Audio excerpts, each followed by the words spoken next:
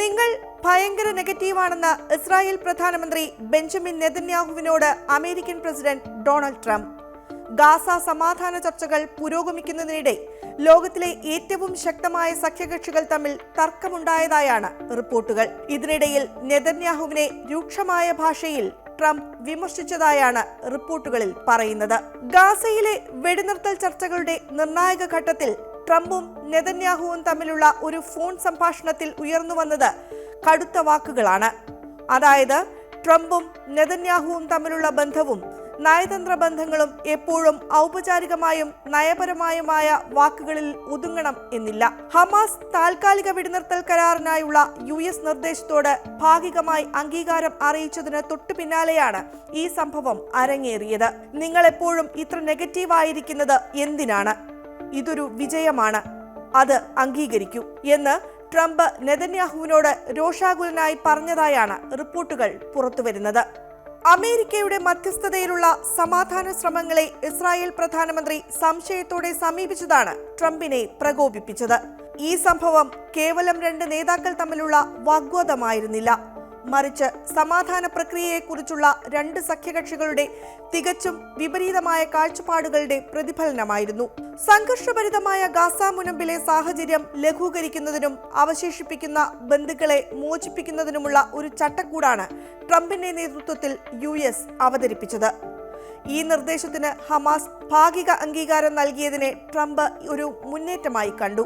ഈ ഘട്ടത്തിൽ ഹമാസ് എല്ലാ ബന്ദികളെയും വിട്ടയക്കുന്നതിനു പകരമായി ഇസ്രായേൽ സൈന്യത്തെ ഗാസയുടെ ഭാഗങ്ങളിൽ നിന്ന് പിൻവലിക്കണമെന്നതായിരുന്നു കരാറിന്റെ പ്രധാന വ്യവസ്ഥ. എന്നാൽ ഇസ്രായേൽ പ്രധാനമന്ത്രി ബെഞ്ചമിൻ നെതന്യാഹുവിന്റെ പ്രതികരണം തികച്ചും വിഭിന്നമായിരുന്നു. ഹമാസിന്റെ നീക്കത്തെ അദ്ദേഹം തള്ളിക്കളയുകയും ഇതിൽ സന്തോഷിക്കാൻ ഒന്നുമില്ലെന്ന് ഉറപ്പിച്ചു പറയുകയും ചെയ്തു. നെതന്യാഹുവിന്റെ ഈ സംശയത്തിന് ശക്തമായ കാരണങ്ങളുണ്ട്. അതിൽ ആദ്യത്തേത് ഹമാസിന്റെ വിശ്വാസ്യതയാണ്.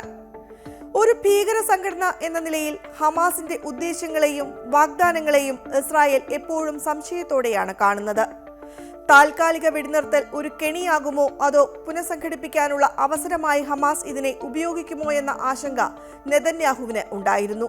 രണ്ടാമത്തേത് ആഭ്യന്തര രാഷ്ട്രീയ വെല്ലുവിളികളാണ്.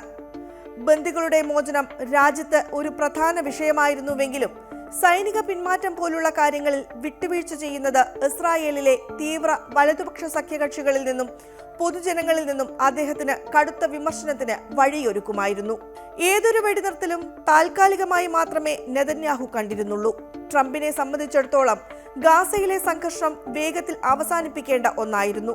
തെരഞ്ഞെടുപ്പ് അടുത്തുവരുന്ന ഒരു ഘട്ടത്തിൽ ഒരു വലിയ അന്താരാഷ്ട്ര നയതന്ത്ര വിജയം നേടുന്നത് അദ്ദേഹത്തിന് രാഷ്ട്രീയമായി നിർണായകമായിരുന്നു.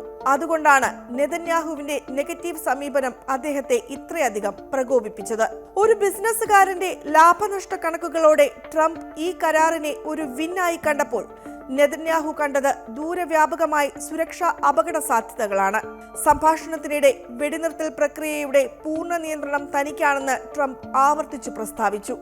സഖ്യകക്ഷികൾ തമ്മിലുള്ള സൗഹൃദമായ ചർച്ചകൾക്കപ്പുറം ഒരു വലിയ രാജ്യത്തിന്റെ നേതാവ് ഒരു ചെറിയ രാജ്യത്തിന്റെ നേതാവിന് മേൽ ചെലുത്തുന്ന നയതന്ത്രപരമായ സമ്മർദ്ദം ഇതിൽ പ്രകടമായിരുന്നു. ട്രംപിന്റെ സംസാര ശൈലിയും ഉപയോഗിച്ച വാക്കുകളും അസാധാരണമാണെങ്കിലും ഈ ഘട്ടത്തിൽ ഒരു കരാർ എത്രമാത്രം അത്യാവശ്യമാണെന്ന് അദ്ദേഹം നെതന്യാഹുവിനെ ബോധ്യപ്പെടുത്താൻ ശ്രമിക്കുകയായിരുന്നു.